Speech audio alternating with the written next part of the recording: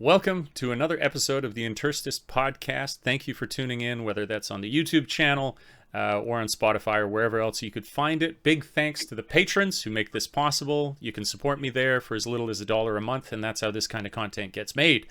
Introducing today, we got a really interesting guest on. It is Jason Mcnamar, who is a texture painter modeler and has worked on, for me, like one of the most beloved series that I've enjoyed watching in the last I guess they've had 3 seasons now, so it'd be 3 years, to talk to us about his life. It's amazing that you're, how long is, let's just dive into it, Jason. Like, how long have you lived in Fukuoka for? So that's the south of Japan for people who aren't aware of that. I've been here for 2 years now, Okay, and I lived 1 year in Fukuoka, Tokyo when I first got here. cool. So in total, I've been here for 3 years. Very cool. So I'm wondering that was one piece of context. We just did like that little bit of correspondence in the email where I was like, "What? Love, Death, and Robots? I love this. Yeah. I got to talk to Jason about this." What are some of the other projects you worked on? And like, I feel like this has got to be a tough job to like get traction and to get into gigs like that. Maybe you'll correct me, but like, what have you worked on? Where did it start? How does it connect to Japan that you ended up working here and stuff? The whole Japan thing is a different story, and the job thing a Okay. whole other one. But they converge at one point. Let's start with the Um, job. Let's start with the job then. Tell me where are the roots of this, because it's a fascinating field to me. so I started my education in Calgary. I grew up in Calgary, Alberta, actually. Okay. And I went to the Alberta College of Art and Design. I wanted to get into illustration, and I wanted to be a kind of a concept illustrator for film. Ever Mm, since I was a kid, I loved movies, and mm, then I saw Jurassic Park and the art of Jurassic Park, and there was an artist in there named Crash McCrary. okay. Uh, his dinosaur drawings, I still love dinosaurs. I'm a nerd, but his drawings blew me away. And I'm like, I want that job. That's what I want to do when I grow up. Fuck everything else. That. Cool. And I pursued a illustration drawing career. And at one point in my life in Calgary, I'm just like, I don't want to live here anymore. I need to go to Vancouver because that's where film production was starting up back in the early 2000s. And I'm like, if I'm going to get my foot in the door and I'm not going to go to the US, I'll start in Vancouver. So I transferred to Emily Carr. They changed the name now. It's like the Emily Carr University of Design or something, but it was called the Emily Carr Institute of Art and Design back then.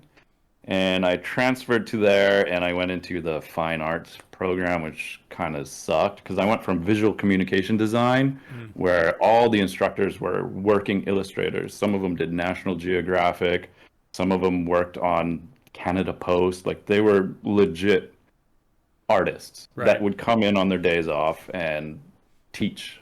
And we learned a craft that I was so happy to be a part of. And then when I went to Emily Carr, it was like, draw what you feel. I'm like, fuck Wow. no, man. Show me technique. I didn't pay this much money to like paint my feelings. Yeah. So after I graduated from there, I went to Vancouver Film School. Okay.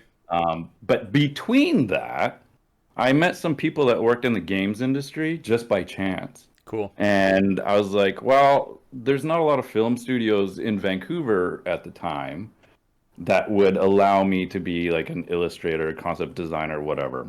But there was game studios like Electronic Arts and EA Yeah. before it was purchased by EA, but Black Box. So I met some people that were like, yeah, games is actually a really good industry to get in if you want to get into the entertainment industry. And I Hmm. was like, cool, I don't know how to do that. Um, so I found on Craigslist, of all places, a meet and greet for industry professionals. And it was only for industry professionals. I don't know why it was posted on Craigslist, Mm, but I was like, fuck this, I'm going to sign up and go in there with my portfolio. So right. they were having it at some pub in near Yaletown in Vancouver. Yep. And I brought my portfolio and I went to the door. They're like, hey, what's your name? I'm like, Jason. They're like, you're not on the list. I'm like, oh, I signed up. I'm an industry professional. And the chick at the door was like, whatever, just come in. So I got in there. It was open bar, open food, and I just started to mingle and I just talked to people. I'm like, hey, where do you work? What do you do? And I ended up getting to talk to people that were in the art side, not the software engineering and the techie stuff, which I Hmm. don't have a brain for. And I was like, oh, cool. Whoop, here's my portfolio of 2D designs and whatnot. And they're like, oh, cool. Fuck, that's dope. Do you know 3D? And I was like, no. And they're like, if you want to get into games, you really need to learn 3D because you now have to design in 3 dimensions, and that helps the modelers and everybody out. And it'll make you a better artist too, because now you can visualize and you're almost like a sculptor. Right. I was Right. like, cool. How and where do I learn this 3D you speak of? Right. And they're like, well, there's a few schools around. There's Capilano College and Vancouver Film School, which most of the people that I met there went through. So I Hmm. was like, cool, I'm going to check this out. So I went online the next day, checked it out. Tuition was ridiculous, but I'm like, you know what? Fuck it. I'll take out another student loan and eat ramen for the rest of my 30s.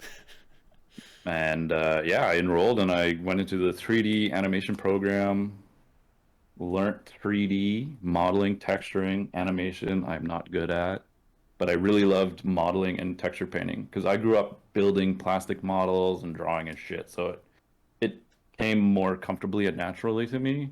And yeah, I graduated 2008 in the recession, and there was no jobs when I Hey, graduated. yeah, I know that feeling. Yeah, Yay! I was there with you, but I know that Yeah, feeling. man. So Okay. now I have this huge student loan debt, and now I got to get a day job to pay my rent. Hmm. And yeah, that kind of sucked. But at one point in 2009, my former modeling instructor put a shout out, on Facebook. He's like, "Hey, the studio I'm currently at, small animation studio, did like cartoons and shit, is looking for modelers, junior, mid-level. Hit me up."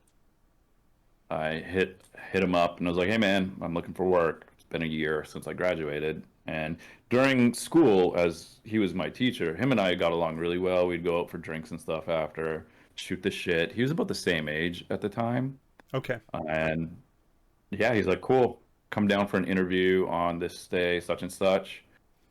And I got hired. The interview was more of a formality. They're like, "Yeah, we just need to throw bodies at these projects."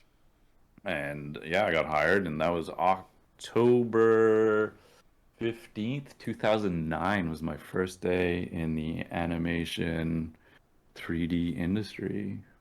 Cool. What was the like what it even if I don't know the name of the project, like what was it for? Was it like for a TV show, an animation? It was a TV animation for like the first show I worked on was Hot Wheels.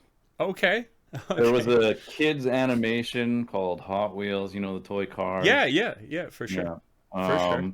But they did an animation, I think it was for YTV. It's a Yep, Canadian television kids channel. I do recall. And yeah, that was the first project. And then they moved me after that wrapped to League of Super Evil, which is like a very 2D looking 3D animation. Okay. I really didn't enjoy my time there. Okay. So after 6 months working at that company, my former, what do you call them? They not HR, human resources, but for students at a university or school. What do you call them? Drawing a blank. Counselors? Anyway, yeah, like a counselor. So the Yeah. counselor sent a message out saying, "Hey, Electronic Arts Canada is looking for bodies. Um, I threw your name in the hat. They seem interested. Come down to Vancouver Film School, and we'll have you meet one of the HR people there. Just very informal, just meet and greet kind of thing, and then see if they want to hire you or not." I'm like, "Yeah." So went down, did the meet and greet thing, and then they're like, "Yeah, here's a job offer if you want it." And I'm like, "Sweet." said peace out to the other company, and then I started my 4-year journey off and on at EA Canada in Burnaby. Okay. And I worked on FIFA for the Wii as my first project. I was doing heads and Okay. modeling and texturing the character heads Yeah, yeah. and the uniforms. And that was my first year there. And the way that they operated at the time was pretty dodgy. They would give Okay. you a 6 month contract.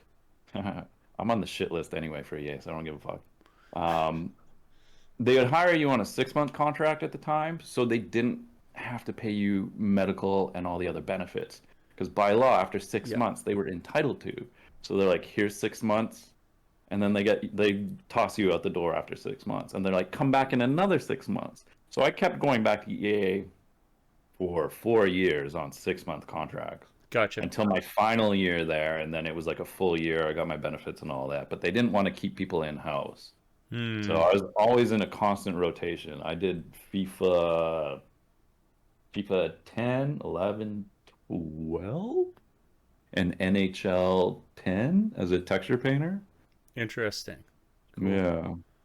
It was a good gig in the beginning, but then later on there was some drama and some in-house dumbfuckery that ended up I was like, peace out. I can't work here anymore. It's interesting you say that. I mean, I guess it's no secret that the game industry obviously has like it's turbulence to it. Just because I have one other friend he's a level designer for games, and when I kind of like off the record speak to him, he says it is pretty it's actually more dramatic than you might think. You're like, oh, games, it's fun in games, but there's a lot of drama to it. I can tell you some shit off the record. Yeah, but So how you're at EA, you get those 4 years. You said 4 years with them. That's correct. yeah. You got 4 years with them, and then what happens next? What's the next part of the story? So this is where the whole Japan thing and my career kind of meet. Okay. So in 2011, I was in between contracts. Hmm. It was November, 6 days before or 4 days before my 30th birthday. I'm an old guy. I'm 41 this year. Um, I had a long-term relationship, and she just woke up one day. Is like, I don't love you. Peace the fuck out. I'm done. And I was like, none of the fuck? She just packed up all her shit and disappeared. I never saw her after that. And I was jobless. Now I'm gonna be homeless. And my life turned to shit in an instant. I went through severe depression, anxiety. I don't know what the fuck was going on in my life. I was hit by a tsunami. Everything that I knew, loved, and enjoyed was over. And I had to pick those pieces up. And after a few months of some, difficult times, we shall say, I finally got my shit back together. I got my own place, went back to EA, worked for my 6 months, and after that, I'm like, here I am again, unemployed for 6 months. I needed to get out of Vancouver. I just needed to Yeah. go.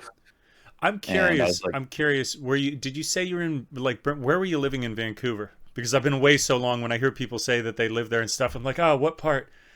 so I lived in when that relationship ended, we lived in Yaletown when it was actually affordable to live I there. was gonna say, We had an damn. 800 square foot, What? 16th floor apartment for $1,500. Now that apartment you're looking at like 3 grand a month to rent. Yeah, Yale Like it was a Towns. beautiful place. Yeah, Yeah, yeah, yeah. Oh, that's like cool. Yale Town. That's great, man. I mean, very sad to hear, obviously, how things went, but not really. It was necessary in my sure. evolution. Like I wouldn't be here Hmm. if it did not happen. Because Hey, I get that.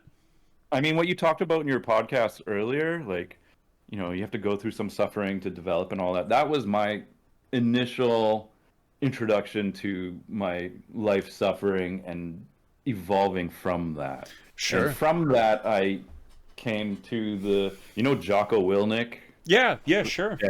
Yep. So he had a thing where he said it. I'm like, that's exactly what I was saying a while ago. It's like you have to be comfortable being uncomfortable.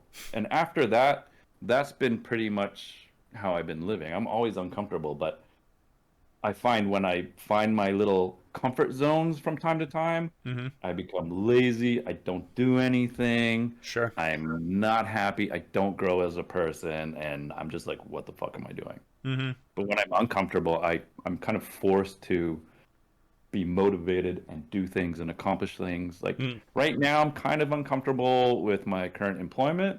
So now I'm pushing myself to get into a better position that I can be happier. Right on, right on.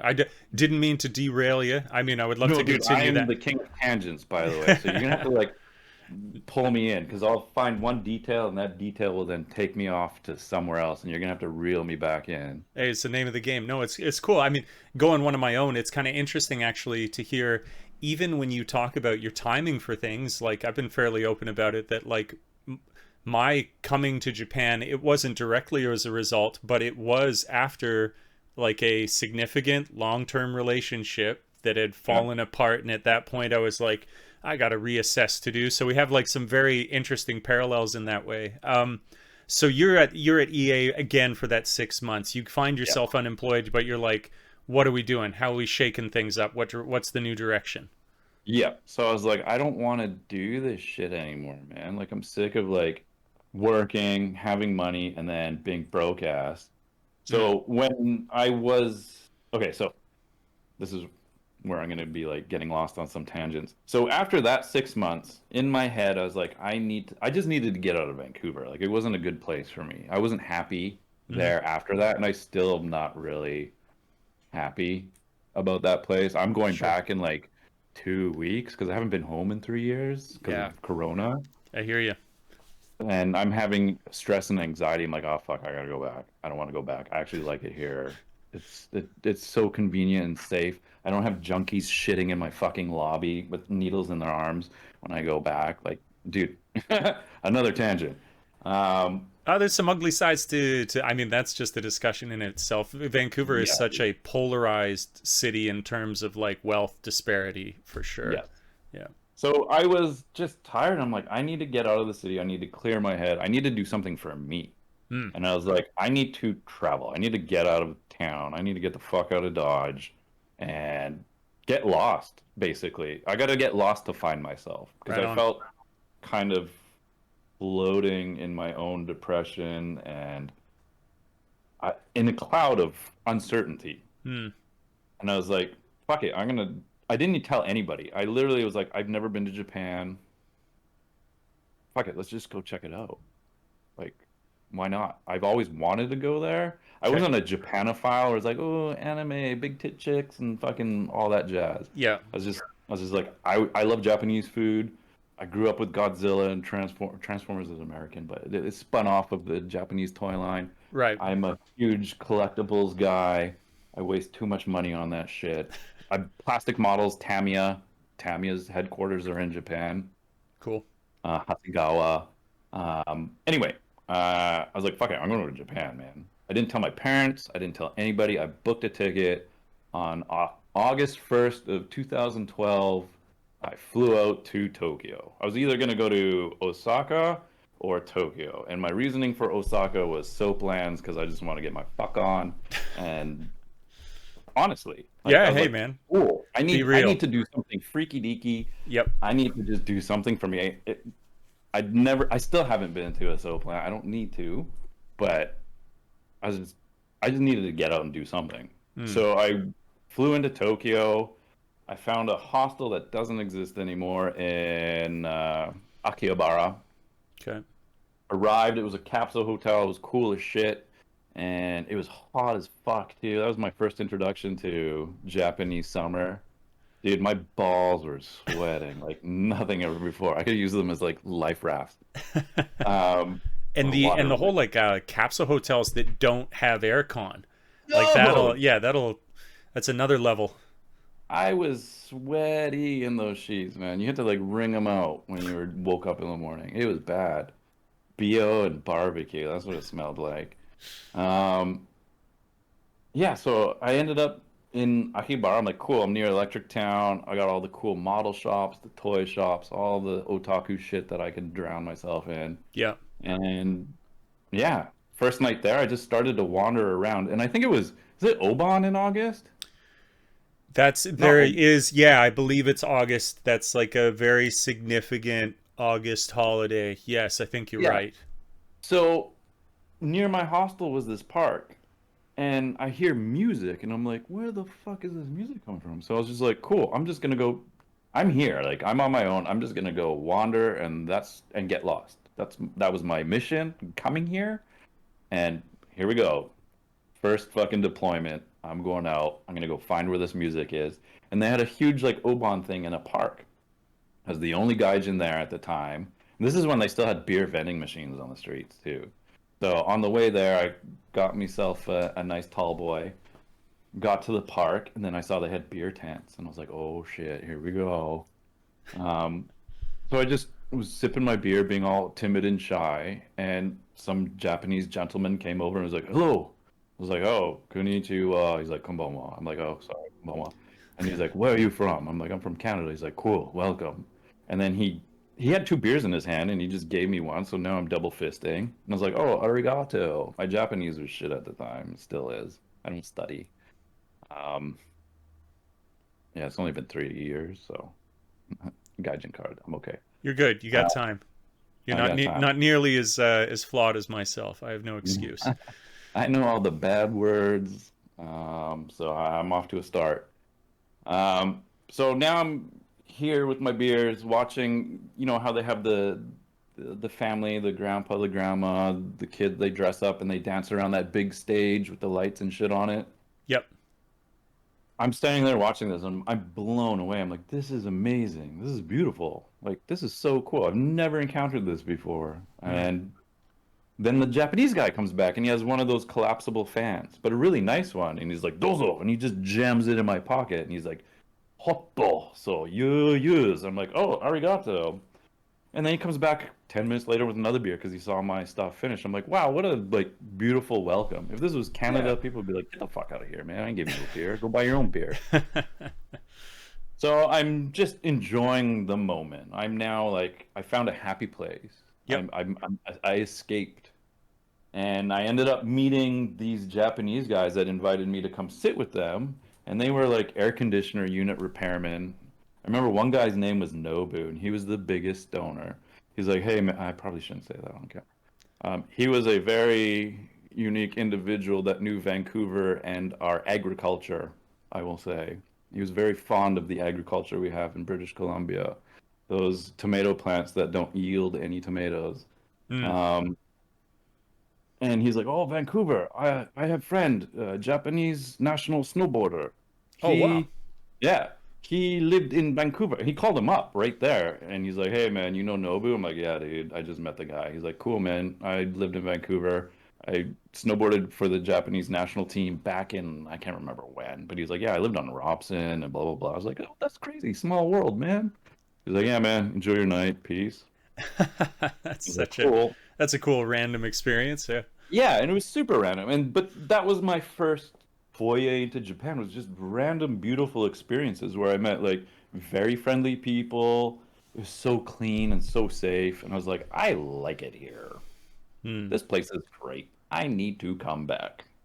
So So I'm after, curious. Sorry to interject. yeah. So like I'm getting the sense like you would come just to check it out. You weren't thinking of work at that time. You were just like, I'm gonna go No, see not this at place. all. Okay. I came here just to like escape Vancouver, Canada, my life at the time. I just Right. needed a reset. I Gotcha. needed to get lost, find myself, and just get a little bit of clarity or a little bit of light at the end of the tunnel because I really didn't have any I don't know, life ambition. Like I had ambitions for a career, but anything beyond that, I was like, I feel like there was more to explore in this world. Yeah. And Yeah. Hell yeah. I mean, my mom is from the Czech Republic, so I did Europe a bunch growing up, but Okay. Asia was something new to me. I'd Hmm. never been. So Japan was my first foray into the Pacific side of the globe. Right. Um, so after was it 7 days? I came back and I told my folks because they're like, "Where the fuck were you?" And I was like, "I went to Japan." They're like, "What?" I'm like, What? "Yep." Cool, cool. They're You like, "Why went, didn't you did you, tell a me?" I'm like, week? Sorry, "Yeah, was it it? was only a week." Okay, cool. Yeah, it was a very short trip, but it was a most memorable week. Like, Yeah, sounds like. yeah, I didn't do any like debaucherous shit. I just got lost. I walked around. I would walk around for like 16 hours, That's just cool. wandering Tokyo. Um, I would walk from Akihabara all the way to Shinagawa, Wow. and I'd walk from Akihabara all the way to Shinjuku, and then down to Shibuya, like Ibisu, Meguro. I just walked. That's I'm a cool, man. walker. So then I came back to Canada, and I was like, I need to go back to Japan. Hmm. I need to check this place out some more. I want to stay there longer. Hmm. I just fell in love with the place.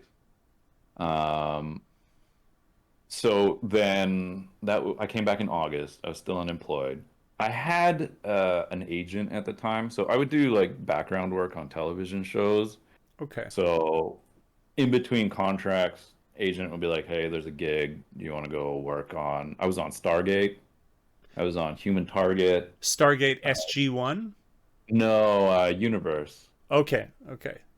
I always played like a soldier or an Air Force officer or something, always military. Oh, okay, okay, Because at the time I was swimming too. That's okay. another thing. After my relationship broke down, I was like, I need to build myself, build Yeah, my confidence, yeah. build find something to get my energy out on. So I went back swimming because I used to swim. Cool. So I always had my head shaved because I didn't want to deal with my hair. So every time I went to do a background role, they're like, soldier, Russian special forces, Right. fucking rebel, whatever.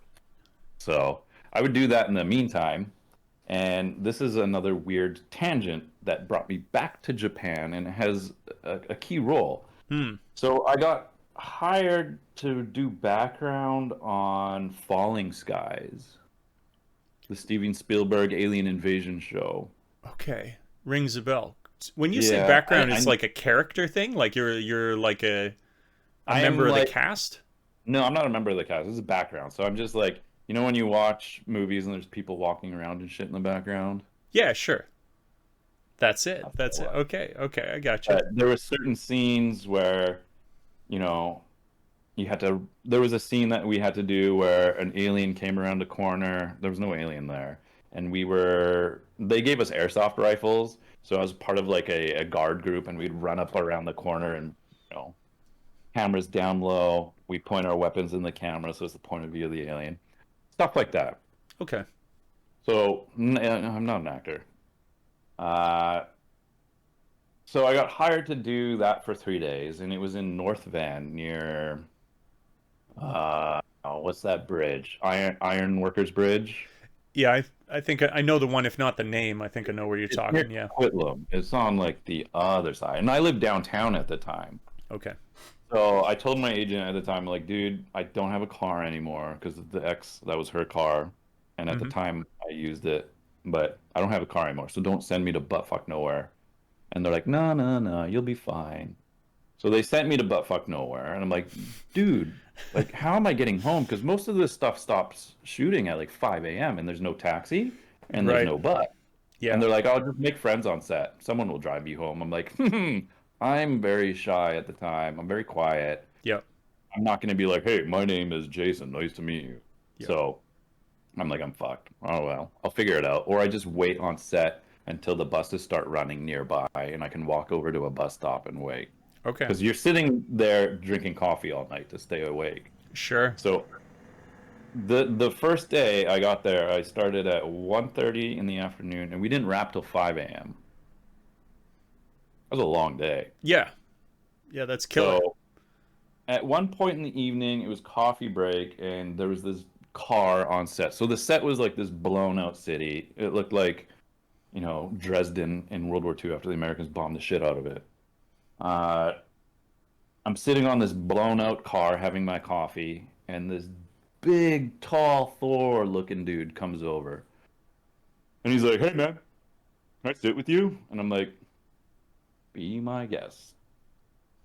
And he's like, hey, man, my name's Isaac. I'm like, Sup, Isaac? I'm Jason. Nice to meet you.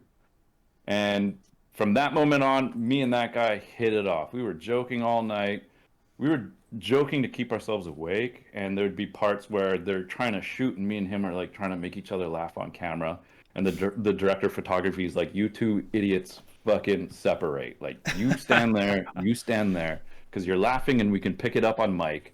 Stop it." And I'm like, Shit. "Oh, whatever." So at the end of the day, 5 a.m. rolls around. He's like, "Hey man, how you getting home?" I'm like, fuck, I don't know. I'll figure it out." And he's like, "I'll drive you home. Where do you live?" I'm like, "Downtown." He's like, "Well, I live downtown too." I was like, "Cool. Thanks, man. I'll buy you a coffee or something." And he's like, "Nah, no, no, don't worry about it." So as we're progressing downtown, he's like, "Where do you live?" I'm like, "Just drop me off on Robson, whatever, and I'll walk home." He's like, "No, no, no. I live downtown. I'll take you to your apartment." I'm like, "Okay, well, I live on," at the time I was on Bidwell and, no, Barclay and Jerv? No, Barclay and something. It's just when Robson goes down towards Stanley Park and then Denman, it's like 2 blocks over. Okay, cool. I mean, these are all. This is You know just. Kingyo restaurant? Which one? Kingyo, the Japanese restaurant in Denman. I don't know the restaurant, but I know all the street names you're saying, and it's a trip down nostalgia lane for me hearing these. It's cool. So he dropped me off. He's like, "Bro." I was like, "What?" He's like, "You're that apartment?" I'm that. He lived across the street from me. And I was like, "What? Really?"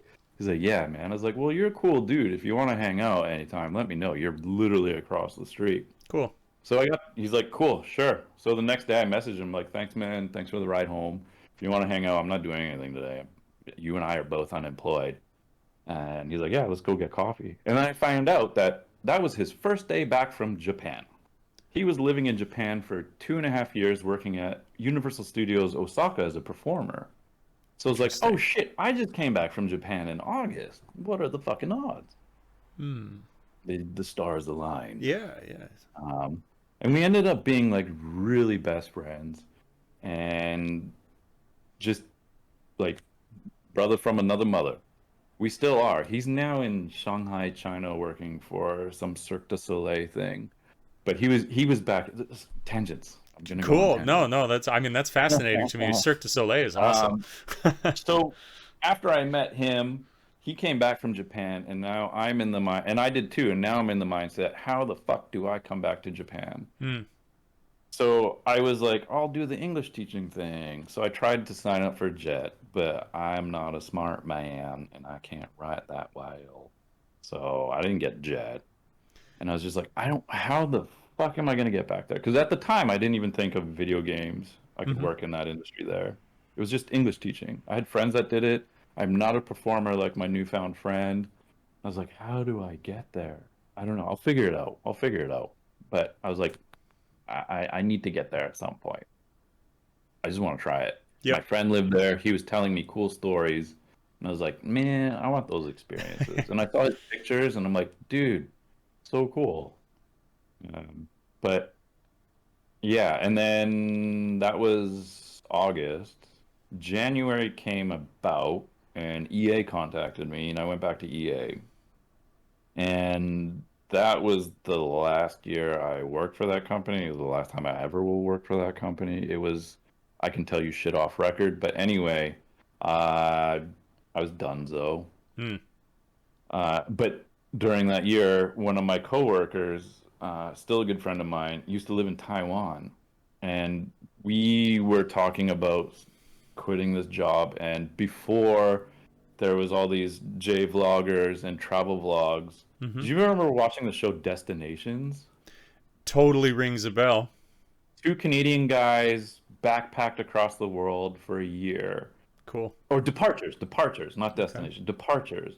They're both from Ontario, I think, and they had their show. And my buddy and I are like, we can fucking totally do this. Uh, we know cameras. We ended up buying a shit ton of camera gear. Like this camera here, I ended up buying because we were just gonna go shoot Yep. and travel and backpack. I'm like, let's do it, dude. Like, save up money for the year. I'm done with Vancouver. I don't want to be here anymore. EA can go suck a bag of dicks. Let's do it. Cool. You lived in Taiwan. Let's go to Taiwan. We'll set up a base of operations there. I'll try to get an English teaching job there because it's easy. And that will be our entryway in. And then we can get an apartment and use that as a base. And then we can hop to China, Thailand, Korea, back to Japan. We can do the South Pacific. Right. Let's fucking do it. Cool. He's like, okay. So we planned for it. And then come September of 2013, packed up all my shit. I said goodbye to friends and family. I lived out of a big backpack, this camera bag, and another bag, and we went to Taiwan. Cool. Before that, I forgot to say that I got a teaching job. I got hired, and I was like, okay, that's our entryway in. Yep. I don't know if I can do the teaching job, but fuck it. It's our way in, and we'll figure shit out afterwards. If I don't like the job within a month, we quit. We got our visas and stuff. I'll find another job. We'll figure it out.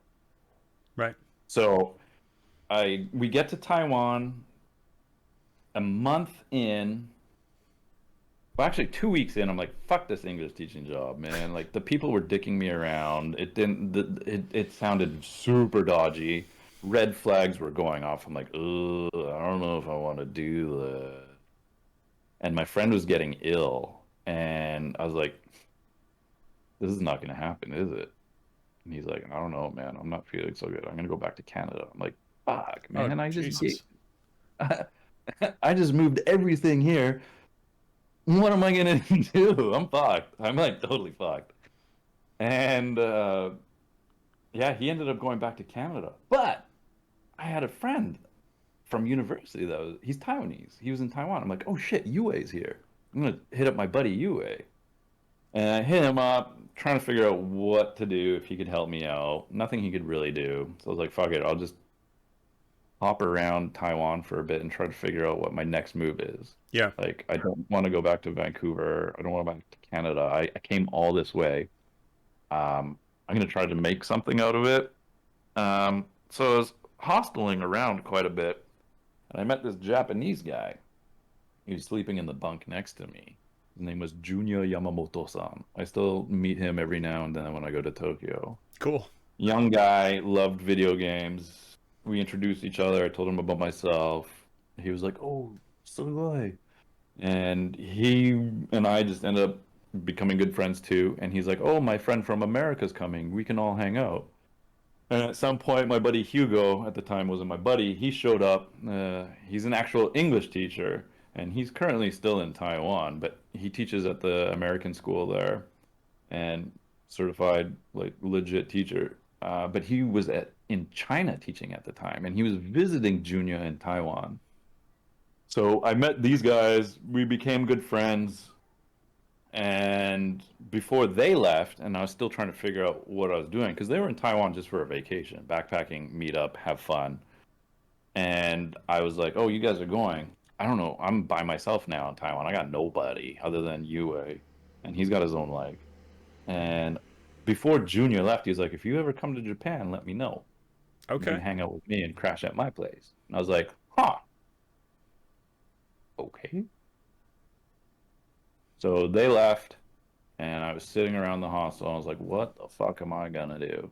I came all this way. It's 1 month in to our supposed year adventure, and I'm lost again. But let's go find myself. Yeah. Yeah. There you go. So I ended up talking to Yue, and he's like, "Oh, my brother Jerry lives in Fukuoka." And I was like, "Really?" He's like, "Yeah, he owns a restaurant in Nishijin here. Why don't you go see Jerry? You love Japan. Go visit Jerry. He'll hook you up." And I was like, "Huh." And then I can go visit Junya in Tokyo after. Maybe that's my way to come stay in Japan. So I ended up getting really fucking sick the week before I left Taiwan. Fever. I don't know what I had, but the minute I got over it, I came to Fukuoka, and I was scared they wouldn't let me in because I still was feeling a bit ill. But they're like, "Oh, your temperature's fine. So welcome to Japan." I was like, "Sweet." Got here, found a hostel, and ended up messaging my buddy Jerry and hanging out with him at his restaurant. And at the time, he was friends with some of the Fukuoka SoftBank Hawk guys, so they would come to his restaurant, and I'd hang out with the baseball players and shit. It, good times. Cool, cool. So And did you come in on a tourist visa? yes, Okay, so I was on the 90-day at the time, and I was right, like, huh, how the fuck am I gonna make this work for me? right. Um, sorry, I swear a lot. Oh, it's a part of life. Um, Yar, like a sailor, pirate. So I ended up staying in Fukuoka for a month, just trying to figure out what my next move is. And then I ended up messaging Junior. I'm like, yo, man, is it okay if I come visit you in Tokyo? He's like, yeah, you can come sleep on my floor. I'm like, so after 1 month in Fukuoka, sleeping in a hostel, slowly running out of cash, I went to Tokyo and met up with my buddy Junior and ended up sleeping on his floor for 3 months. And during that time, I ended up getting a job at Berlitz. Berlitz is another one of the dispatch. Is it? I should. It's a dispatch It's company, a right? huge like English Yeah, yeah. teaching, yeah. So I was like, sweet. So before that, I was like applying to all these English teaching jobs. Like, I was like, I need to stay here, man. I love living here. This is dope. Yep. I won't go back to Canada. So I just applied. I know it's not the most legal thing to do while you're here, but Oh, but it's totally fine. There's like you talking about doing it. I got a buddy. I actually cite him, kind of semi frequently, where he came over on a tourist visa, and then once he was here, he started applying for jobs. yeah, It's a total gray area. I mean, a lot of people prefer that because they can actually interview you and you're here. Like it's yeah. much more streamlined, you know? So I did that. Okay. So I got the job at Berlitz. It was for 1 month, and I was like, I can't. This is not for me, man. I'm not an English teacher. My brain does not. I'm a creative. Like I need to make shit. My hands need to be busy. Hmm. I need to use this in a different manner. And I was like, I can't. And it was weird. They had microphones in the ceiling, and they'd listen to your lessons to critique you. And I'm like, I don't feel comfortable with that. That's Not very that I'm Big doing Brother. anything. Yeah, I don't like that. I I hate don't. that. It's like, and I don't know. It wasn't for me. So I was like, and then surprisingly, as the universe usually does, I started getting emails like, hey, we're looking for people at these studios. Do you want to come work for us? And I was like, oh, I don't want to leave Japan, but I can't do the English teaching thing. Sure. And that Yep. seems to be my only option. Yep. And I was like, oh, do I go back to Canada? Right. And I eventually had to. I was like, I'm running out of coin now. I don't want to be a burden to my friend anymore. Mm-hmm. Sleeping on his floor. I have to leave. Okay. But I want to come back to Japan on a professional capacity in my industry. Mm-hmm. So that was my objective after that. And that was 2013. Okay. Sometime then. Yeah, that was some time ago. So then when I came back to Canada, I went back to my parents' place in Calgary and lived with them for 6 months. Because the jobs that were emailing me, I didn't get. They Okay. were a bit more visual effects stuff, and at the time I only had like animation and cartoons and shit on my demo reel. Okay. So I was like, I need to go home and update my reel and make some more realistic looking work. Gotcha. Um, so that's what I did for 6 months. I just sat at home at my parents' house and just nosed to the computer and just made stuff and updated my demo reel. That's cool. What kind of stuff did you make? Uh, I made a Tiger Panzerkampfwagen Mark IV Tiger tank. I made an Cool. alien. I made a bust of a Mortal Kombat character, Moloch. He's like Okay. Goro, kind of, or Right. Mutano, Right. Yeah. if I you think I guys know him. know. He looks like a big purple gorilla. And what are So you just like, making these in? Like, is it a uh, software? Is it a it's software. So I'm sculpting in ZBrush, and then I was ZBrush? modeling it in, at the time, it was called Softimage. Okay. It doesn't exist anymore. It was one of the best modeling packages out there. Okay. They got bought out by Autodesk and then they killed it. But Okay. to this day, it's still one of the best modeling packages I've ever encountered. Now we work in Maya at home. I use Blender because it's free and I don't want to pay Autodesk $300 a month. Jesus. Okay. Yep. Sounds like a good deal. Yeah. So I was making my stuff at home and then in After Effects cutting together the visuals with audio, Okay. video editing stuff, Premiere, After Effects. And then I applied to some more jobs in Vancouver and got one right away and went back to Vancouver after 6 months. And then Isaac, the guy I met, the big, tall, blonde dude Yep. who lived across the street, Yes. I messaged him and he's like, man, you can come live at my apartment, which was the one across the street from my old apartment. And his brother ended up moving into my old apartment, actually. Hmm. So it was kind of weird.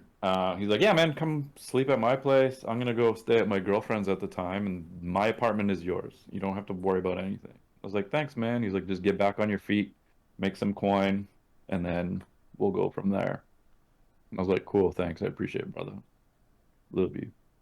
Um, so I did that, and then eventually, him and I were talking like, let's move in together, bro. Like, I'm living at your place. You're at your girlfriend's or you're here. Let's just get an apartment. And we ended up moving in together. And I was working. He was working as a bartender and acting. He was actually one of the villains in the Grumpy Cat movie. Okay. There's a Grumpy Cat movie. I was like, Garfield? No, that's a different Grumpy No, Cat. Yeah. Grumpy Cat. Okay. He's the tall blonde guy in that. That's my buddy, my roommate. Okay, cool. So we moved in together. So he got that role, and then he fucked off to Bulgaria to film Robo Shark and Lake Placid. You know those shitty sci-fi TV shows where like Yeah. really bad visual effects and like creature work? He got cast to do some of those. So he went to Europe for a few months and came back. Same thing, no more work. I'm working now. He's out of a job. He's trying to figure out what to do with his life. And Universal Studios contacts him and is like, "You want to come back to Japan?" And he's like, "Yep." So he ended up moving out. I'm stuck at the apartment. So he had a relationship at the time that also broke up too. So he kind of needed to get out as well. Sorry, I kind of like missed a life step in there, but there's just a lot. Um, yeah, so he ended up going back to Osaka, and then I was like, man, I'm here by myself again. Mm, I need to go too. So I ended up moving to my own apartment, still working at one of the studios I was at, and then was kind of done with that studio after a year or two. And Sony was looking for people, and this is my foray into Love, Death, and Robots. So I got the interview with Sony Pictures Imageworks, um, got the job, and the first project they threw me on was Love, Death, and Robots, episode 13, Lucky 13. It's the one with the spaceship with the consciousness. The one with Remember that one? Oh, I like if we it's not the when you say the spaceship, is it the one where it goes through the like the warp gate and then on the Nope. others? No, not that one. Not the Aquila Rift or whatever. No, no, not that one. Like, no. Okay, not that one. Give me a little more context and then I'll get it. So, So there's this woman who's a yep. pilot. Yep. Her real name's Samir something. She was in Orange is the New Black. Okay, So cool. she was Yep. the pilot. She was assigned this spaceship that carries Marines. It's like a Marine transport ship. Right. And it's a piece of shit. Everybody's Oh, flying the new one, but she's got the old one, but it's the lucky one because all the other ones get shot down, yep, totally. and she has a bond with the ship. And the ship has some kind of like actual like consciousness to it, right? Yes, there's that red eye Yeah. inside that you see. So Yeah, that yeah. was the first project I worked on for Sony. That's sick. That was a good episode too. It was That's fun, man. It was so much fun. I was only contracted to work for them for 5 months. They're like, 5 months, do you want the job? I'm like, yep. 5 months is better than none, and maybe you guys will keep me on to work on other projects. And they ended up making me staff there. I became full time Wow. after that because they appreciate I did a good job. I worked well with others, which is very important in our industry. May I interject? I'm Um, curious, like in the yeah. episode, like what some of the stuff that your hands would have been on in the episode.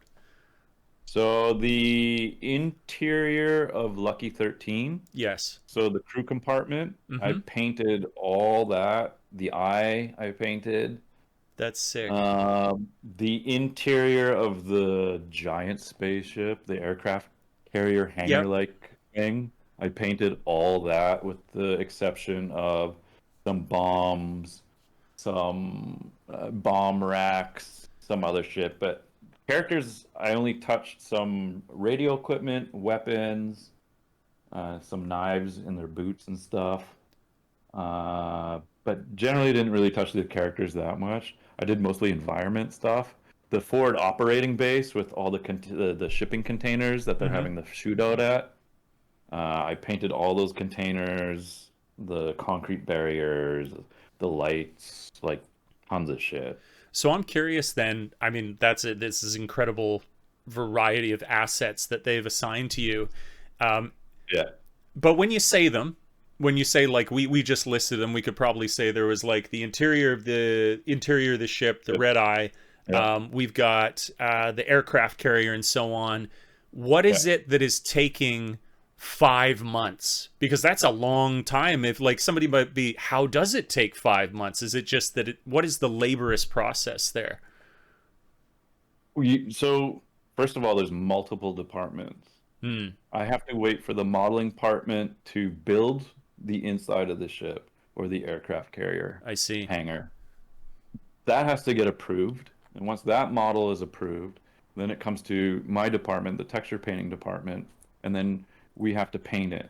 They're gathering reference for us. We want this to look like this to look like that. That also takes time. So while that's getting approved, they're gathering reference, and then I can start painting.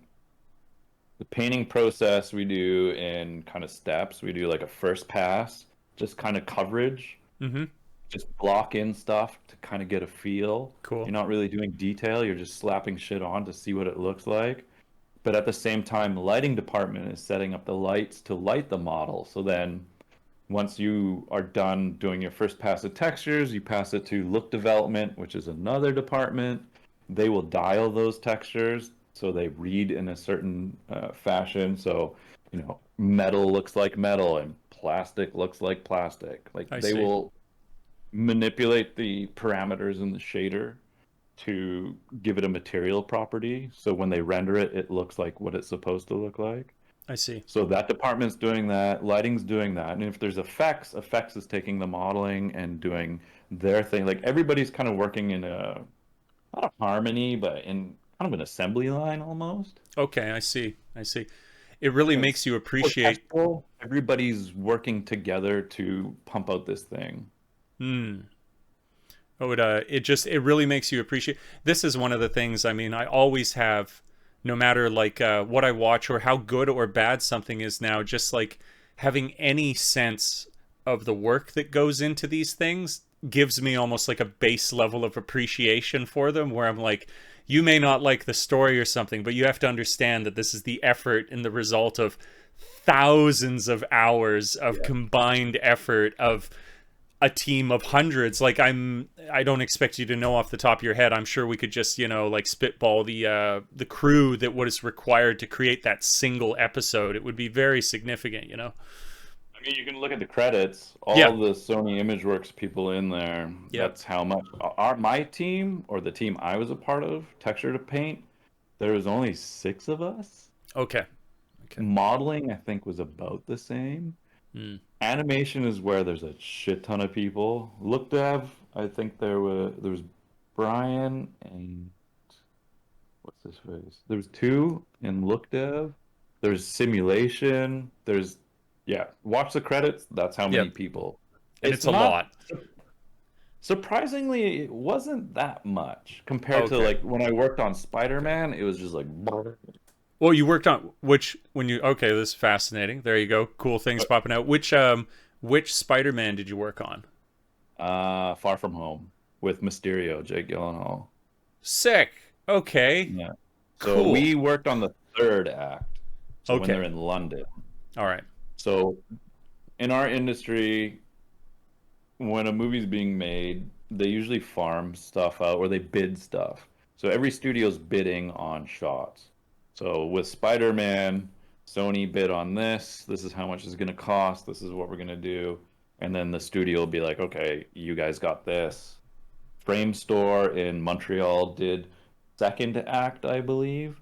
Image Engine also did some of third act and second act, and they're in Vancouver as well.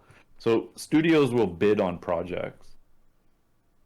So we did the third act. So the London Bridge sequence, I worked on painting some assets and stuff for that. Cool. Very, very Yeah, cool. it was Okay. fun. A little stressful. It's Marvel.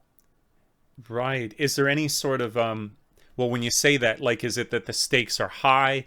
Are there like extra layers of like NDAs? Is it like what's the Yeah.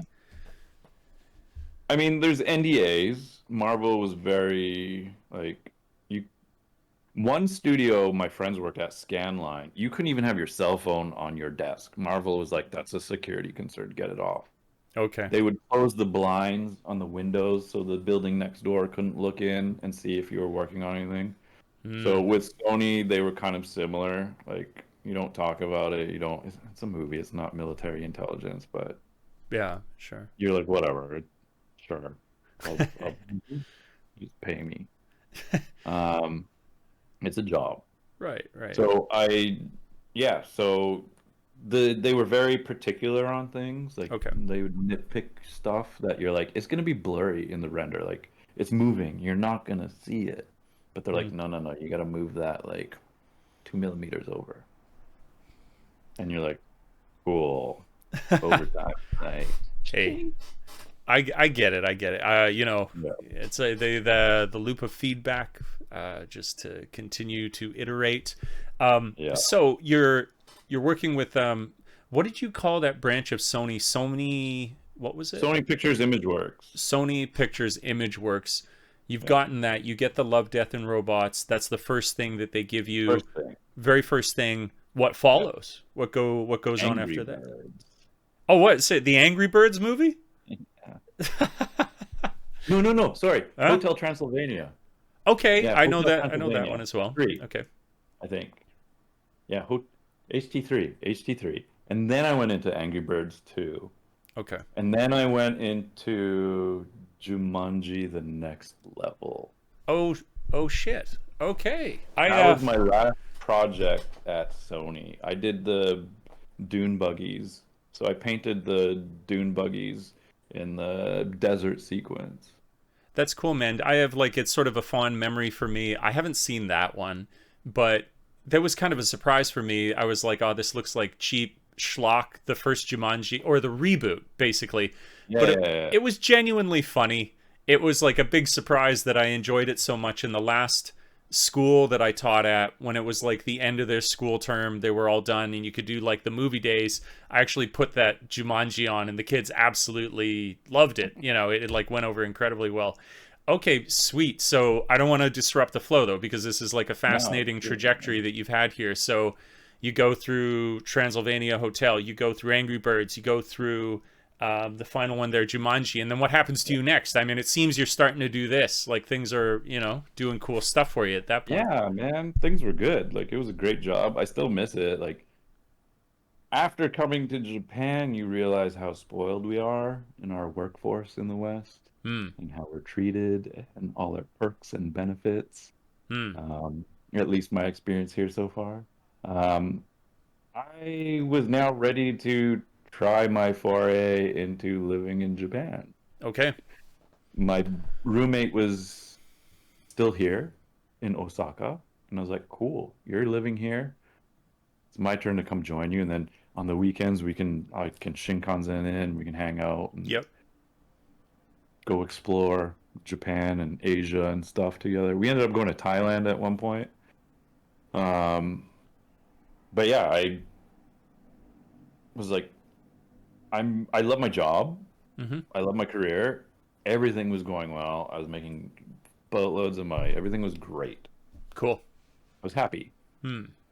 in the job aspect. The Right. living aspect, I was kind of over Vancouver still. Like, Mm. I just wasn't happy there. It was weird. I wake up and I was like, yeah, I got to go to work today. And then when work was over, I'm like, fuck, I got to go home. What am I going to do with my life? Like, Strange. Who knew this could happen? That's interesting. right? Yeah.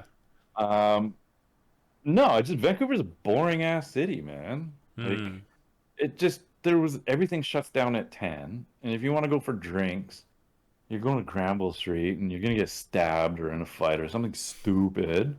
I just didn't enjoy my life there. Like I I hear you. enjoyed working, but I didn't like living. The Interesting. cost of things was going up ridiculously. Oh, sure. Yeah. Yeah. I was like, well, yeah, I'm making good money, but then most of it's gone because everything costs so goddamn much. Like, Sure. this is not fun. Fuck this, man. Hmm. Like, I mean, that's life in general. Like, it's kind of similar here. I got here and they're like, taxes, here you go. And you're like, what the fuck is this? Sure. Holy shit. Like, Yes. there goes all my paycheck. Thanks, Japan. Um, yeah, I was just like, now's the time. Right. I was very trepidous because Hmm. I'm like, I'm walking away from a great job, Sure. great money, Mm-hmm. but I was comfortable in that. But I was uncomfortable in my day-to-day, like living outside my job. I just wasn't happy. I was pretty miserable. Okay. Like, oh, Vancouver's gloomy. Like 7, 8 months out of the year, it's always raining, True. gray. But yeah, it was time. I talked to my manager. I'm like, "Yo, Holly, I got something to talk to you about." And she's like, "Sure." It's like, "I have to go. I'm I applied for this job in Japan. They gave it to me. I got the visa. I gotta go." And she's Right. like, "Totally, go do your thing, man. Like, enjoy, have fun, be safe. If you ever want to come back, let me know. Your Cool. desk." Yeah. Yeah. Still So got I that would. bridge back there. Those aren't bad to have. No, it's still there. That's cool. Um, but I'm not ready to go back. Cool. So what was the job? What was the somehow I missed it? What was the job that you got specifically in Japan? Yeah, so I skipped that part. I applied for a studio. So I was looking for jobs in Japan in Mm-hmm. my industry, and the one that seemed to be the easiest to get into was this animation studio. I do not want to name because I did not have a good time there. Cool. But That's fair. they issue you a COE, like that. Certificate of eligibility or whatever it is. Yeah, I They do remember all that that one. for you. I was hired on the pretense that I would be doing something similar to Love, Death, and Robots. I got to the studio my first day, and it was red flags, red flags, red flags, red flags. I'm like, Damn. what did I do? Yeah. But no, I applied for this job, got it, packed my shit up, and I'm like, here we go. Now I get to go live and work in Japan. And the goal was only to do it for 1 year, actually. Okay. I was only going to come here for 1 year, just to try it out. Mm-hmm. And then COVID happened, and I quit that job. I only lasted 6 months because I couldn't deal with the dumb fuckery that was going on. It was just off off the record. I will tell you Sure. some stupid shit. COVID happened. There was no work back home in Vancouver, so I'm like, I can't go anywhere. Like, I Mm. can't go back home now. But there's work here. So I was applying around, and that's how I ended up getting here in Fukuoka. Is a coworker ended up getting a job here. He's also from Vancouver. He came here first, and then I got in contact with this studio here. And the supervisor actually worked with friends of mine back in Australia and Singapore. So when I had the interview, he's like, "You already have the job. Like, do you want to come to Fukuoka?" I'm like, "Yeah, I love Fukuoka. I've been here before because my buddy Jerry, the Taiwanese Right. guy." Right. Right. So I left Tokyo in what year was that? 2020 in September and moved here to Fukuoka and been here since. Do I miss Tokyo? Not really. I go back once a month. Okay. Um, but Fukuoka is great. Cheaper. My apartment here is way bigger, Sure. cheaper. Food here is great. It reminds me a lot of Vancouver because you got the mountains and then you got the ocean, big wide streets. People are chill. It's just cleaner, safer, and no junkies. Sure. And this was so you said you only lasted at that one place. So what's the new gig now? This is a different company then. Yeah, this is a different company. It's a studio that does kind of high-end outsourcing for other studios. Okay. I see. So it's a different system here. Um, so say a company like Square Enix um, is working on a franchise. They don't have enough bodies at their studio to throw at it, so they will hire other Japanese studios to Okay. help out. Yep. Makes The sense. the studio I'm at is one of those. So the first project I worked on at this studio was Gran Turismo 7. Oh, sick. Like the new one for the PS5? Yeah. Okay. Okay. So I was tasked, I'm still on NDA because it hasn't been released yet, but I Right. was tasked to do a very specific car. I don't know when it's going to be released. I've been waiting, I've been watching because I want to throw it on my demo reel, but Right. I built that and then I built the interior of another vehicle that has not been released, so I can't Okay. talk about it. They're very particular. Sure. Yep. Fair enough. And then after that, I worked on there's a company out of Osaka called Psy Games. Okay. Never heard They of them. announced it. I can say it's Grand Blue Fantasy. It's kind of like a Final Fantasy game, Okay. but more anime style. That was my next project. I was just building environment assets, so interior architectural pieces, staircases, like just random sides and facades of buildings and stuff. Cool. Because Cool. excuse me, I do environment modeling and texturing. Okay. And then after that, I did a Japanese movie called Mogura. Taka, I know that Takashi name. I know that. Mo. It's like a gangster yakuza movie. Okay. Takashi Miike, I think, directed it. Okay. So I did some visual effects modeling for that. We had to build a cruise ship. Okay. So we had a month and a half to build a cruise ship. So I got the upper decks. My coworker did the main hull, and then another coworker did smaller aspects. And then after that, I worked on a project I can't talk about. 'Cause I don't know if I'm allowed to, but and then recently I've worked on some Netflix assets for Japanese Netflix series, Okay. which I don't think I can talk about either. It hasn't been announced. So I have a question for you. This will like totally like just throw us in a different direction, but I feel like you have a great perspective because you're in the industry of it. Where I've been talking a little bit on my podcasts about these AI AI art generators and Yeah. how they're able to with prompts increasingly create and iterate like exceptional imagery. And I was wondering like where do you see that entering into like replacing, not replacing, integrating with your industry, becoming like a tool that you use? Like where do you see these AI art generators in the field of like concept art and the way that they'll enter the industry? It's a tool like anything else. Mm-hmm. Like you can see it being used as uh concept designs. Like did you see the movie Annihilation with Yeah, some of those visuals look like that AI generated stuff.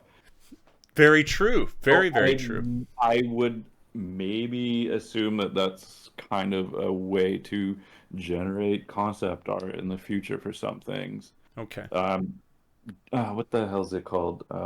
You know the face replacement software? Deep fake? Deepfake. So I had friends that worked on a Terminator film, and they didn't use it in the film, but they were using deepfake as a tool in production to kind of replicate the face of a specific young male actor that played the future savior of humanity, if you know what I'm talking I about. do, I don't yes. know if I'm allowed to talk about it, but they use deepfake Okay. in part of their development process. Interesting. Okay. So it's a tool. Like I don't know, people in the future might utilize it for other things, and that can snowball into an actual um, means of production for visualization if it gets better. That was my thinking. I think there is like a great concern, as there always is. There always, I think, at the sign of any new technology, there is, you know, first excitement and also panic. Yeah. But I think usually it's like you've said, it would become a tool. To say that it would completely replace people, I think it might replace like an aspect of their work. But just like when perfect example would be the editing software that you use, where people might think, oh, if you're going to make things digital, then you're going to remove my job as like the guy who actually like cut the film. Where then actually, no, these new digital software like editing systems were just now what the editors then used as opposed to the film, and it accommodated their work. It didn't remove from it. So I think, not to be like overly optimistic, but I'm really curious because I see a place for artists. I don't see it necessarily replacing artists. It'll just be like the new thing that Yeah. they wield, you know? I totally agree. I mean, going back on to Jurassic Park, that was the main thing when they introduced CG for that film. Like a lot of the traditional artists were like, "We're going to be out of a job," and that was put into the film. I think uh, Sam Neill, Ian Malcolm said it to Sam Neill, like, "We're going to be out of a job," and that was because Phil Tippett, who was doing the Go Motion before they went into CG of the dinosaurs, was like, "Oh, CG is going to replace everything," and it ended up being CG created more work in the future. It didn't replace jobs; it created more, and then that technology snowballed into what we have now. It's not going to replace people, and I don't think AI art or art generators are going to replace anything. There's just going to be another tool that we can utilize in the visual development process. That's cool. That's an I, interesting perspective. but you like I seen some stuff and people are like, oh, look what I painted. I'm like, you didn't paint shit. The computer did. You just put in parameters. Yes. That's not you. No. So don't take credit for it. No. You can take credit for the prompts. The prompts Yeah. you put in. Basically the prompts, but Yeah. not the imagery itself. And you can manipulate it afterwards and then say, yes, it's yours. But I think it's just going to be another tool. Mhm. Like and there's so much software and shit we have to learn to do our job. It's just someone that might be a specific department in the future. It's like if you want to go do that, you go do that. I'm gonna Right. go do this one. Well, this is So you still need that human element. You still need those parameters to put in, whether it's your imagination or your little digits to paint or absolutely. move them out. Absolutely. I completely agree with you. That's why I thought, even at the outset, where I was like, that's sort of, we're seeing the first glimpse of, look, you at least still have to prompt it. So there's this level of interactivity between the artist or the prompter and the machine. Um, and when you were making the point, I think that this also, where people might rush to say, oh, it'll replace everything, even just to hear you discuss the number of departments that are involved with like us, when you look at a single piece of imagery, you're looking at four different departments that would have what would you contributed. You know, like when you said that hangar, you had like people who'd go in with a pass for special effects, people who had to model the hangar first, then you have painters come in. It's like maybe one day an AI could do all of this, but like there's a lot more moving parts than people see. Hmm. I think. Totally. Like yeah, I'm not worried about that. The worry is for most of us in our industry is like, when's our next contract? When's the next project? When COVID happened, a lot of jobs got lost because everything went into lockdown. And Yeah. it's like, okay, then what? You have no work. Mm-hmm. Yeah. That's always a concern. It's like, how am I going to make money doing this stuff that I love to do? Do you feel kind of like how would I put it, like breaking up of the ice right now? Do you feel like there is any sort of momentum as the world seems to be coming out of the pandemic? Like Yeah, yeah. totally. Like, Sony contacted me.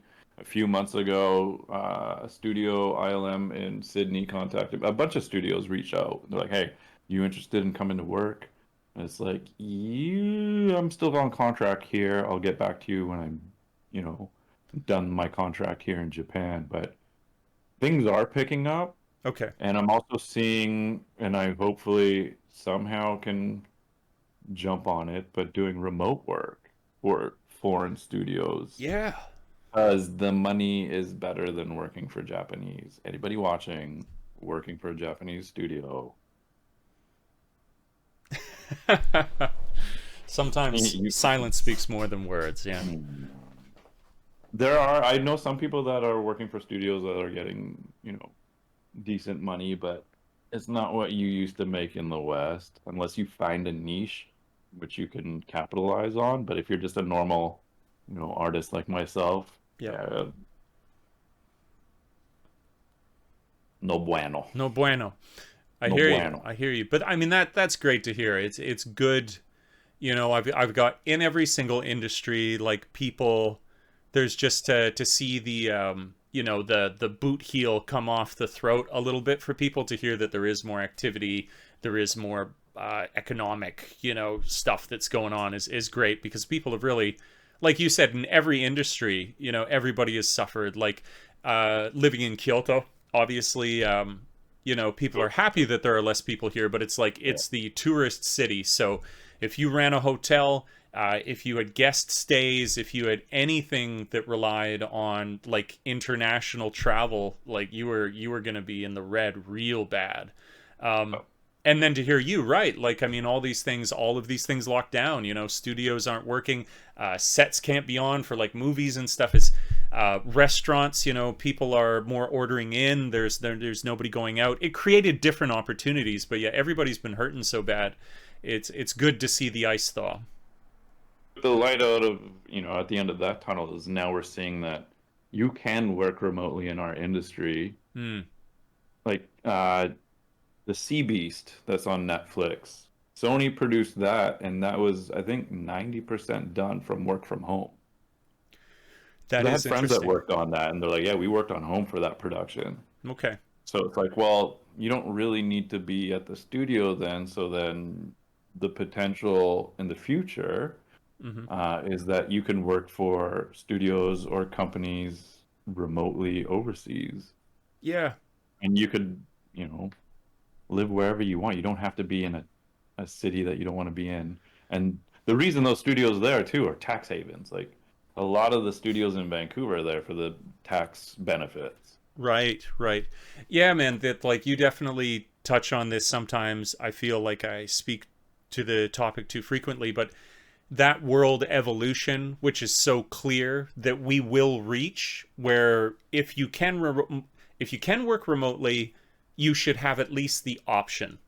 Like it's just, and I would actually argue it's in the benefit of these companies, where the big fear is this sort of archaic way of thinking that if you don't have the gun to the back of your head of your employee, that productivity will be lost. But it's actually quite the opposite. It's like if your employee is working from home, they're probably sleeping better. If they're more well rested, then we know scientifically that your productivity goes like, by 30, 40, 50% much better. So like it's in everyone's interest, and it improves quality of life. So I really hope that transition in the world towards more, not that everyone has to remote work, but that the option is more readily available, would be a great improvement. I want that option because I want that freedom as well. Yeah. The only thing that seems to be difficult is like taxes and are you claiming your income and blah blah blah. Like I Yes. think that's a difficult area Sure. to. I mean, I'm not that knowledgeable on it either, so I can't really comment. But like, if I'm working for a company in Canada and I'm living here, am I getting double tax? Probably. That sucks. Then what's the Right. point? No, no, you're totally right. There is, but then even then, I feel like, well, not that's something that's sort of like the ugly, like rough patches Yeah, that need to be worked through. But it just speaks to how old system now, like, yeah, confronting, colliding with how things should be. Um, yeah. But then, yeah, it'll be interesting. These next, what is it, 2022? These next 8 years, going to be interesting to see the world at 2030. You know, I really, really do wonder what the work culture will be like then, if we haven't blown everything up. You know, I think it'll be very same in Japan though. that's fair. That's fair. Fair assessment. Um, Why do you do it this way? There's a much more efficient way of doing this. Because we've always done it this way. yes, and we. Oh, so I have to spend an extra 3 hours going through this process because you don't want to do a one-click system that just requires you to upgrade the software to the latest version. Okay. Yeah, man, whether it's the banking system or the software that you're speaking to. But I was talking to a friend tonight. I do think I see these things which are very frustrating in Japan. On the one hand, yes, complete acknowledgement of the frustration and the sort of archaic like way that you have to live. But I think it's opportunity because I really feel like, I totally agree. Yeah. There's an opportunity waiting there. right? Yeah. But how do you jump on it? Yes. That's the question. That's what I'm. There are some foreign companies in Tokyo. I'm like, how did you? Slowly turning. Yes. I gotta figure this shit out, man. Yes. But Well, very, very I interesting. mean, we're still here though, so we can complain about a lot of shit, but in the end, we're still here. Oh yeah. Well, this is the thing. That's why I try and put it in the perspective of I'm like I ain't giving up on you, Japan. You've been good to me, and these sort of things that are hilarious. And you know, it's a cheap shot to me. It's like punching. What is it? Punching down when you make fun of them using fax machines. You know, it's ridiculous. But every culture has these sort of idiosyncrasies, and this one where I'm like, what? You're a little bit dated. Okay, well then this is. I don't know how it can be leveraged as an opportunity, but I feel like that's like a space that could be filled with people who've seen an alternative to doing things this way. Well, that's this time has flown by. That was a Oh shit! fantastic conversation with you, Jason. Thank you very much for coming on. Oh, yeah. I'll definitely you should come on again. Because I feel like this was sort of we've gotten now this was your origin story. So we got you to come on, and people have known you, like when you went into the mountains, you traveled, you had these experiences. But I think it would be really, really cool if we could get a discussion going, like if you could now, looking back with the experience you have, like what would you say to these kind of artists like you are entering the industry now? I think that would be like a whole. We could spend a good chunk of time on that. Yeah. I mean, to each in their own as well, right? Like, why do you want to get in this industry? I've met people who are like, "Oh, it'd be fun." I'm like, "No, it can be fucking hell at times." Like, I do it because I'm strange. I need to be creative. I need to make stuff. People are like, "What would you do outside this?" I'm like, "I don't know, kill myself." I can't think of anything I would want to do or capable of doing. Like my mind, like going back onto the working from home thing. Yeah, I finished work about 2 hours ago, but sometimes I get the impetus to be like, "Nah, I'll put in another 2 hours tonight and work till midnight." Or I worked till 4 a.m. the other night just because I'm like, haha, I'm enjoying this process. That's cool, and man. then I'll pass out, wake up at like lunch, and be like, okay, back to work. Like I'm still productive. I think I'm even more productive working from home. Sure. But I mean, like I said, to each in their own. Like if you're in, I've met people like, I really wanted to work in video games because I love playing games. I'm like, well, playing and working are two different things, man. Yeah. Like Development is. It's work. It's not. Sometimes it's not fun. Sometimes it's stressful. Sometimes I will encounter issues where I'm like, what the fuck? How do I figure this shit out? And you're problem solving and troubleshooting for a few hours, and you're searching the internet, like, why is this process broken? What's the code to fix it? Like, there's moments of stress, anxiety, like just flip the desk, like, fuck this shit, I'm going for a coffee. Classic. Throw the CRT monitor. No, I got it. No, I haven't had one of those in a long Yeah. time, man. But those are the best for throwing. You don't want to throw a flat screen. There's no excitement in Yeah. that. The CRT has some like, That screen's a frisbee. yeah, CRT's a yeah, skull that's the crusher. bomb, the wrecking Yeah, ball. man. Yeah. Oh, cool, cool. Well, thank you so much for coming on. I would love to have you on again for whatever discussion may be. Maybe it's to tell people don't do it. They're mad. Never, never do this. No, dude, do your thing, man. Like Yeah. everybody has to go through some sort of journey. Like I've met Yes. people that have gone through this Mm-hmm. and they're like, "Nah, I quit." And they go into like uh finance, or one dude became a paramedic. Like Interesting. people will go do what they need to do. Well, Some of us like the pain and torture of this. at the very least, the I think an interesting topic, because as soon as you said it, it's something that I feel like great. I identify with well is the need to make things. And whether that goes from, like in your case, it's this specific form of art or whatever, but it's an interesting thing to find within yourself, because I totally get that same feeling in my own life. Yeah, and you have to get it out. Like Mm. I try to explain that to like my parents or whoever. It's like it's this weird like itch, and you have to like get rid of that energy, and that energy has to be put into something creative. I can't explain it any other way. Like even if I have to like do a scribble on a piece of paper, like some weird Tourette's or ADHD, I have to get that energy out. Otherwise, it builds up, and I go cuckoo for Cocoa Puffs. I love. Seriously, I have to get it out. Like I'm going back to Canada in a few weeks, and I'm gonna probably just be antsy as shit because I'm like I need to like do stuff. Thankfully, I have stuff still there. I can like build models or sketch or whatever, but I have to do that. So I have one last question before we go, because there was a little bit of nostalgia there for me. Not that I'm Yeah. always drinking this nostalgia Kool-Aid. Did you ever, when you were young, have those like old plastic planes that you would like break all the little pieces out, and there was a guide and you would glue them together? They were like model airplanes that you had to build essentially from all Yeah, these. yeah. Yeah. Okay. Yeah, I still have. I got a bunch of model kits on my shelf here. I haven't built, I just bought them. But I like putting them together, and that's where I learned how to paint stuff too. And that Okay. transitioned into my professional career. I'm basically doing my hobby as a profession, but in a different medium. Right. Right. So to me, That's cool. sometimes it's not a job, it's a hobby that I'm getting Hmm. paid for. And I enjoy that. It doesn't feel like work. And that's why when I worked at Sony, I was like, yeah, I'm going to work. Shit's fun. And they're paying me fucking stupid amounts of money. Sweet. Yeah, win-win. Cool. Here, no bueno. All right. Well, I hope you guys enjoyed listening. This was fascinating. Thank you again, Jason. It was great to have you on. Sounds I good.